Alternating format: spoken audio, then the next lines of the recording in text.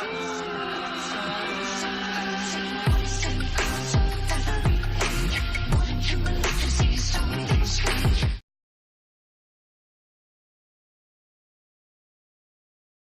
the power steering pump in a 04 Honda Pilot.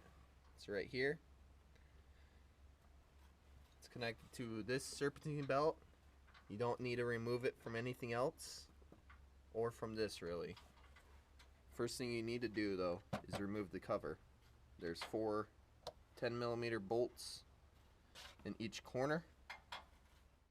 Alright, with that cover off, you can get to everything else you need for this. I'm going to start by removing the lines.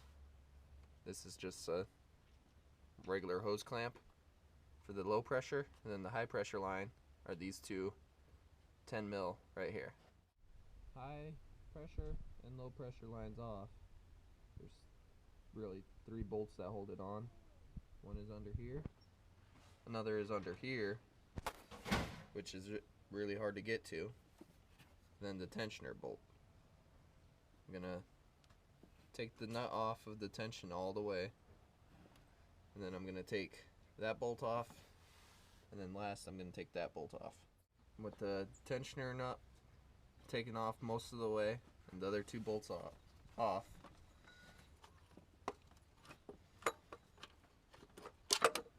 can slide this out. The bottom bolt that was holding it on is this guy right here. It's attached to the tensioner, so I'm going to leave that in place. To put it back on, I'm going to slide the new one onto here, put the belt on, put this bolt in, and then tighten this down until there's no slack in the belt. Alright, now that I have everything bolted on, I'm going to put the high pressure line on and the low pressure. With the 2 lines hooked up, I'm going to jack up the car, turn it on, and my friend is going to watch the fluid level, or I don't know. But we're going to turn the wheel all the way one direction, all the way the other direction.